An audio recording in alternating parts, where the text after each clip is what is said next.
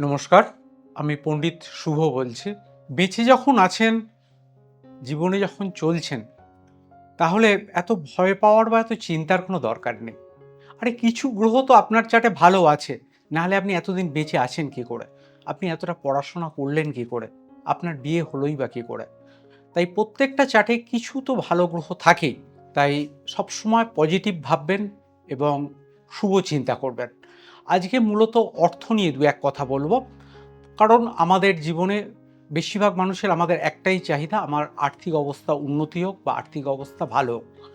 কিন্তু আমরা চিন্তা যেমন করি তার জন্য পর্যাপ্ত পরিশ্রমও করি। কিন্তু ভালো কি সবাইয়ের সমান হচ্ছে? হচ্ছে না।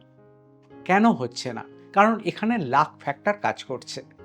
সেই লাক ফ্যাক্টরটাকে ওভারকাম করার জন্য কি দিকে বেশি নজর দেওয়া উচিত?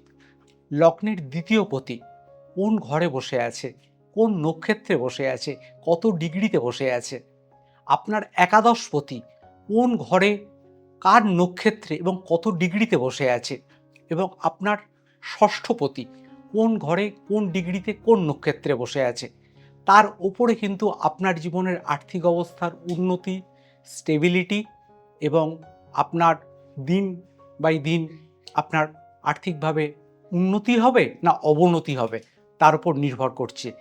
এর সঙ্গে কাজ করে কিন্তু আপনার দশা, অন্তর্দশা এবং প্রত্যন্ত দশা। তাই সবসময় জানার দরকার যে আপনি কি দশার মধ্যে দিয়ে অতিবাহিত হচ্ছেন, আপনার অন্তর্দশাই বা কী চলছে, এবং লগ্নের সাপেক্ষে সেই দশার সঙ্গে আপনার সম্পর্কই বা কী।